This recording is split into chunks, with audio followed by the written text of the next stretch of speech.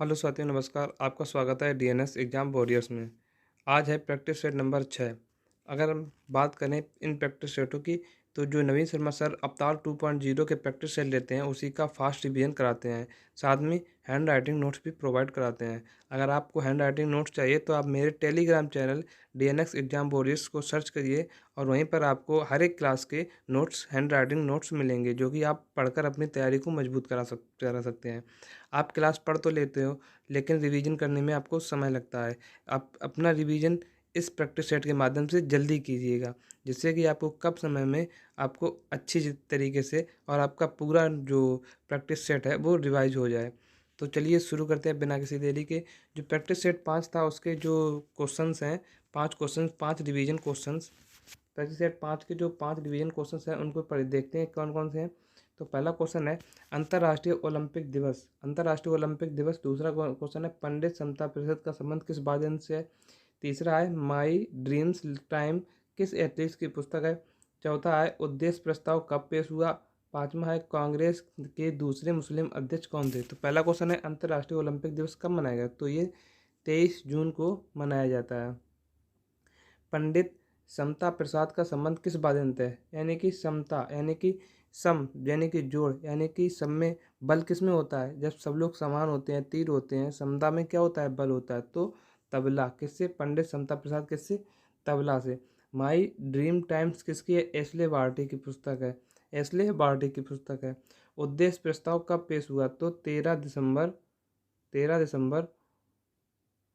1946 में उद्देश्य प्रस्ताव पेश हुआ। अगर क्वेश्चन पूछा जाए आपसे उद्देश्य प्रस्ताव किसने पेश किया, तो जवाहरलाल नेहरू ने पेश किया था। और पांचवा क्वेश्चन है कांग्रेस के दूसरे मुस्लिम अध्यक्ष कौन थे, तो रहमतुल्लाह सियानी थे। कौन थे, रहमतुल्लाह सियानी। ये कब बने थे, तो ये बने थे 1896 में। अगर आपसे पूछा जाए पहले अध्यक्ष कौन थे, तो बदरुद्दीन तैयब थे। कौन थे, बदरुद्दीन तैयब। अब आगे देखते हैं। पहला क्वेश्चन है माता अपने बच्चे को वार्षिक समारोह में घूमर घूमर प्रस्तुत करती। क्वेश्चन क्या है कि घूमर प्रस्तुत करती है, तो इस शैली की उत्पत्ति किस राज्य में हुई। तो घूमर किस राज्य का नृत्य है, तो घूमर कहाँ होता है, राजस्थान में होता है। और राजस्थान में कौन कौन से हैं, घेर, पनिहारी और तेरह ताली कहाँ की है। राजा क्या करता है, बैठे बैठे ताली बजाता है, किसी को बुलाने के लिए क्या करता है, वो ताली बजाता है। तो तेरह ताली कहाँ का है, राजस्थान का है। और ये कभी कभी मध्य प्रदेश में भी आता है। अगर तेरह ताली राजस्थान ऑप्शन में ना दे तो मध्य प्रदेश में आप टिक कर सकते हैं। अगर दोनों ऑप्शन में हो तो राजस्थान पर टिक करेंगे। तो अगर इसी प्रकार देते हैं पंजाब के कौन से हैं, तो पंजाब के कीकली मोस्ट इंपॉर्टेंट है, कीकली और लुड्डी। इसी प्रकार जूली भी कहाँ की है, पंजाब की है।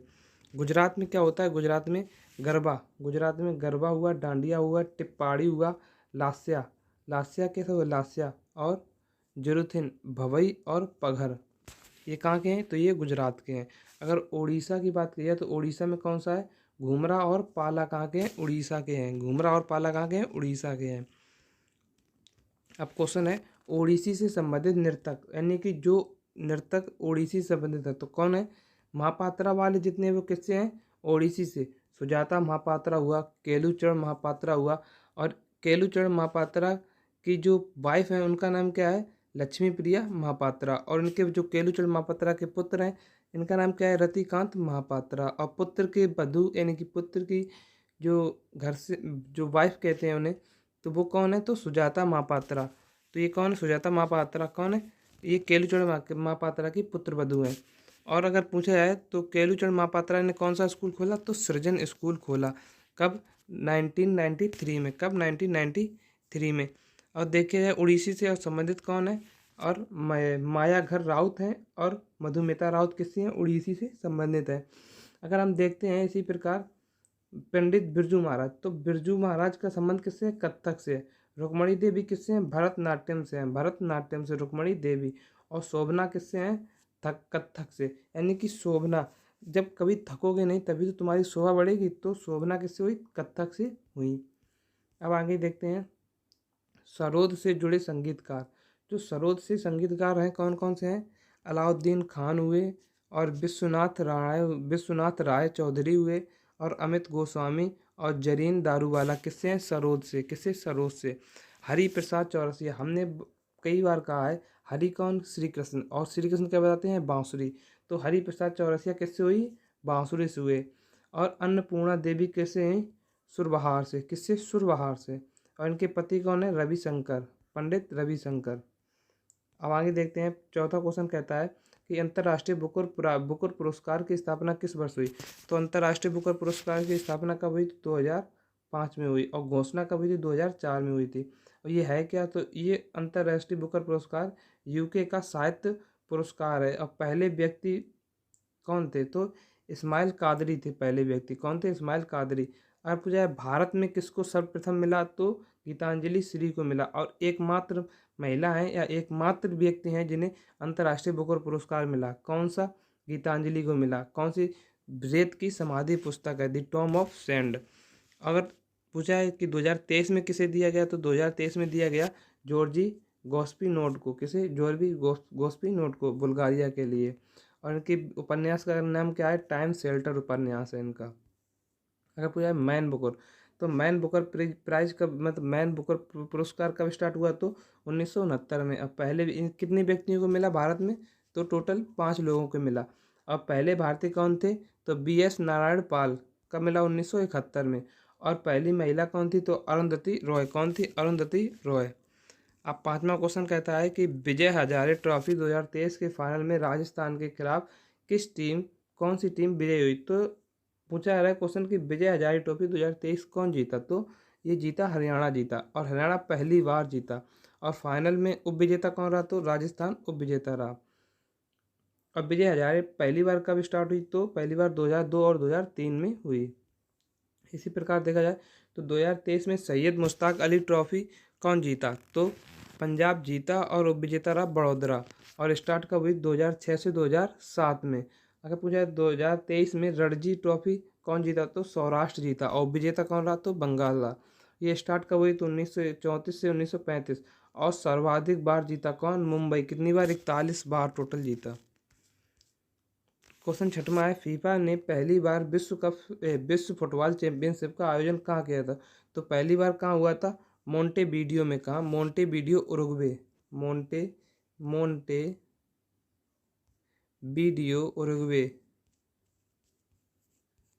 मोंटेवीडियो उरुग्वे में हुआ पहली बार। कब? 1920 में। 1920 में कब हुआ? 1920 में हुआ। विजेता कौन था? उरुग्वे। और उपविजेता कौन था? अर्जेंटीना उपविजेता था। अगर देखा जाए 1942 और 1946 में ये 2 बार फीफा वर्ल्ड कप नहीं हुआ। क्यों नहीं हुआ? क्योंकि इस समय क्या हो रहा था? सेकेंड वर्ल्ड वॉर हो रहा था इस समय। और अगर देखा जाए 2022 में कहाँ हुआ? तो कतर की राजधानी दोहा में हुआ। विजेता कौन? अर्जेंटीना। और विजेता कौन था? फ्रांस था। और 2026 में फीफा कहाँ होगा? तो USA, कनाडा और मैक्सिको में होगा। सबसे ज़्यादा बार जीता कौन? ब्राज़ील जीतना 5 बार। और इटली और जर्मनी कितनी बार? 4 बार जीते हैं। सातवां क्वेश्चन कहता है गुजरात का कांडला बांध किस नदी पर बना है? तो माही नदी पर बना है। इसी प्रकार और कुछ बांध हैं, देखते हैं। जैसे कि मंजीरा बांध कहाँ है? तेलंगाना में है। तेलंगाना में किस नदी पर? मंजीरा नदी पर। कौन सा बांध है? ये तेलंगाना में निजाम सागर बांध। इसी प्रकार साबरमती पर कौन सा है? धारोई बांध। और साबरमती कहाँ? गुजरात में बहती है। ताप्ती पर अगर पूछा है उकाई बांध परियोजना कहाँ है? तो ताप्ती नदी पर। ये कहाँ है? गुजरात में है। क्वेश्चन पूछता है वीरांगना लक्ष्मीबाई बांध कहाँ है? तो नर्मदा नदी पर है। धौली बांध मधुमती पर। और सरदार सरोवर बांध किस नदी पर? नर्मदा नदी पर है। आठवां क्वेश्चन है भारत में अलकनंदा नदी का भागीरथी नदी से संगम होता है। कहाँ पे होता है? तो देवप्रयाग में होता है। कहाँ होता है? देवप्रयाग में होता है। और प्रयागराज में क्या होता है? गंगा जमुना सरस्वती का संगम होता है। अगर इसी प्रकार देखा जाए तो रुद्रप्रयाग, कर्णप्रयाग, नंदप्रयाग और विष्णुप्रयाग। तो रुद्रप्रयाग में अलकनंदा मंदाकिनी से मिलती है। कर्णप्रयाग में अलकनंदा किससे? पिंडर नदी से मिलती है। और नंदप्रयाग में अलकनंदा नंदाकिनी से मिलती है। और विष्णुप्रयाग में अलकनंदा धौली गंगा से मिलती है।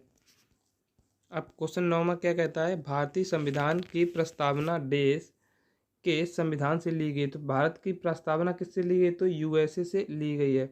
और अगर क्वेश्चन पूछा प्रस्तावना की भाषा, तो भाषा कहाँ से ली गई है? ऑस्ट्रेलिया से। संसद का संयुक्त अधिवेशन भी कहाँ से लिया गया है? तो ये भी ऑस्ट्रेलिया से लिया गया है। कनाडा से क्या लिया गया है? केंद्र अपशिष्ट शक्ति क्या ली, कहाँ से ली गई? कनाडा से है। रूस से क्या लिया गया? मौलिक कर्तव्य हुए, पंचवर्षीय योजनाएं हुई और सभी प्रकार के न्याय। जो 3 प्रकार के न्याय हैं वे कहाँ से लिए गए हैं? तो ये रूस से लिए गए हैं। सामाजिक, आर्थिक और राजनीतिक न्याय। और अगर देखा जाए ब्रिटेन से क्या लिया है तो एकल नागरिकता और द्विसदनी जो वेस्टर्न प्रणाली है, वेस्ट मिनिस्टर प्रणाली है, कहाँ से ली गई? तो ब्रिटेन से ली गई है। संविधान संशोधन की प्रक्रिया और राज्यसभा सदस्य चुनाव की ये कहाँ से ली गई? साउथ अफ्रीका से ली गई है। और समानता और बंधुता ये 2 शब्द कहाँ से लिए गए? तो ये फ्रांस से लिए गए हैं। 10वां क्वेश्चन है, भारतीय संविधान का कौन सा उपबंध कनाडा के संविधान में लिया गया है? कनाडा के संविधान से लिया गया है। तो उच्चतम न्यायालय की परामर्शदायी क्षेत्राधिकार कहाँ से लिया गया है? तो ये कनाडा से लिया गया है। इसी प्रकार अगर देखा जाए तो न्यायपालिका की स्वतंत्रता कहाँ से है? यूएसए से है। और समवर्ती सूची कहाँ से ली गई? ऑस्ट्रेलिया से ली गई है। और केंद्र द्वारा राज्यपाल की नियुक्ति ये कहाँ से लिया गया है? तो ये कनाडा से लिया गया है। 11वां क्वेश्चन है, संविधान सभा में महिला प्रतिनिधियों की संख्या टोटल कितनी थी? तो टोटल कितनी महिला थी? तो 15 महिलाएं थी। कितनी टोटल? 15 महिलाएं थी। एकमात्र मुस्लिम महिला कौन सी थी? बेगम अजाज रसूल। कौन थी? बेगम अजाज रसूल है। अगर एकमात्र दलित महिला कौन? दक्षिणानी बेलू युद्धन। कौन है? दक्षिणानी बेलू युद्धन। और संविधान सभा की स्थापना कब हुई? तो संविधान सभा की स्थापना हुई थी 6 दिसंबर 1946 में और ये भंग हुई थी 24 जनवरी 1950 में। कुल सदस्य इसमें कितने थे? 389 थे। और अभी 17वीं लोकसभा में महिलाओं की संख्या कितनी है? 78। कितनी है? 78 है।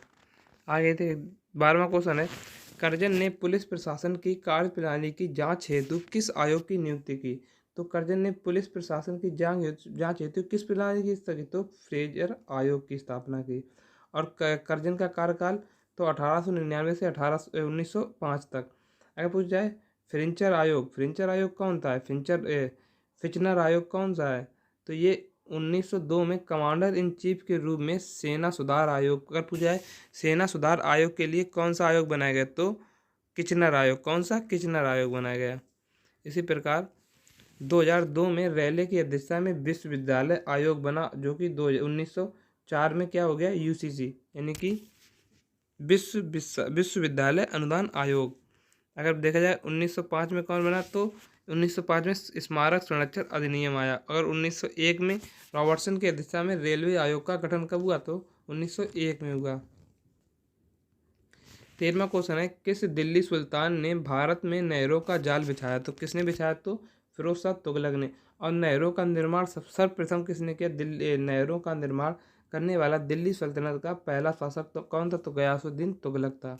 कौन था? गयासुद्दीन तुगलक था।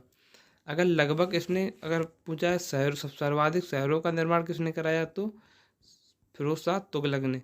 अब देखिए फिरोज शाह तुगलक के बारे में, सर्वाधिक नहरों का लगभग 30 शहरों को निर्माण कराया। और दारूब सफा का निर्माण कराया, जो कि क्या था? अस्पताल था। दान विभाग क्या था? दीवाने खैरात था। ब्राह्मणों पर भी जिजिया कर लगाने वाला कौन था? FST, फिरोज शाह तुगलक। अगर देखते हैं कुतुब मीनार की जो 5वीं मंजिल है ये किसने बनवाई थी? कुतुब मीनार की 5वीं मंजिल तो ये किसने बनाई? FST ने। अगर पूछा जाए दूसरी, तीसरी और चौथी मंजिल किसने बनवाई? तो इल्तुतमिश ने।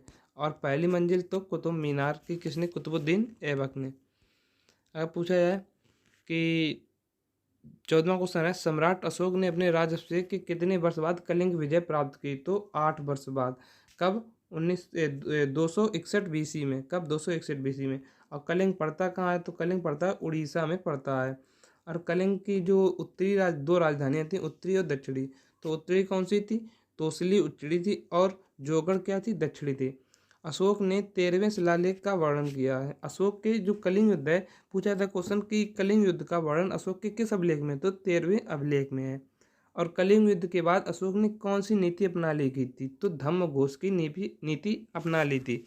और पहली कौन सी? तो भेरी घोष की नीति पर चलता था। और कलिंग युद्ध किस नदी के किनारे हुआ? तो दया नदी के किनारे हुआ। 15वां क्वेश्चन है, डेस एक अल्फान्यूमेरिक कोड है जो विशिष्ट रूप से NEFT प्रणाली में भाग लेने वाली बैंक शाखा की पहचान करता है। तो कौन सा है? तो ये है IFSC, ये का है इंडियन फाइनेंशियल सिस्टम कोड, जिसमें 11 अंकों का कोड होता है। तो प्रथम 4 क्या बताता है? Bank code. 5वां अंक 0 होता है और बाकी के 6 अंक क्या बताते हैं? ब्रांच कोड बताते हैं। अब आगे देखते हैं। 6वां क्वेश्चन है, पाश्चुरीकरण विधि में सूक्ष्म जीवों को मारने के लिए दूध को किस तापमान पर 15 से 30 सेकंड के लिए गर्म किया जाता है? तो 70 डिग्री तापमान पर। लुई पास्टर ने ये कब? तो 1862 से शुरू किया था। मानव रक्त का पीएच मान कितना होता है? तो 7.4 होता है, लेकिन होता कितना है? 7.35 से लेकर 7.45 के बीच में होता है। 18वां क्वेश्चन है, हाल ही में किसे राज्य कृषि मूल आयोग का अध्यक्ष नियुक्त किया गया? तो किसे किया गया? तो पासा पटेल को किया गया है। अगर पूछा है NDRF का महानिदेशक कौन है? तो अतुल करवाल है। कौन है? अतुल करवाल है। 19वां क्वेश्चन है, हाल ही में किस राज्य के मंत्रिमंडल ने विशेष बाघ सुरक्षा बल को मंजूरी दी?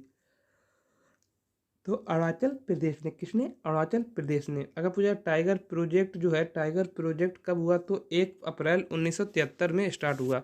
और टाइगर मैन ऑफ इंडिया कौन है? कैलाश सांखला है। कौन है? कैलाश सांखला। और सर्वाधिक बाघ किस राज्य में है? तो MP में। दूसरे नंबर पर कौन है? कर्नाटक है। अगर पूछा है नाम दफा टाइगर रिजर्व और पाक्के टाइगर रिजर्व और कमलंगम टाइगर रिजर्व कहाँ है? तो ये अरुणाचल प्रदेश में है। कहाँ है? अरुणाचल प्रदेश में है। अगर पूछा T+2 अवार्ड 2023 किसे दिया गया? तो पेंच टाइगर रिजर्व को दिया गया, जो कि मध्य प्रदेश और महाराष्ट्र की सीमा पर है। 20वां क्वेश्चन है, हाल ही में राष्ट्रीय फिल्म पुरस्कार 2023 में सर्वश्रेष्ठ अभिनेता का अवार्ड जीतने वाले पहले तेलुगु एक्टर कौन बने? तो अल्लू अर्जुन बने। कौन बने? अल्लू अर्जुन। और बेस्ट एक्ट्रेस का अवार्ड किसने जीता? आलिया भट्ट ने और कृति सेनन ने जीता। और डायरेक्टर का कौन है? निखिज महाजन। कौन है? निखिज महाजन। तो 20 क्वेश्चनों का आपका जो रिवीजन हुआ वो समाप्त होता हुआ। तो अपनी तैयारी को इसी अच्छी सी दिशा में ले जाइए और अपनी तैयारी को मजबूत कीजिए। जय हिंद, जय भारत।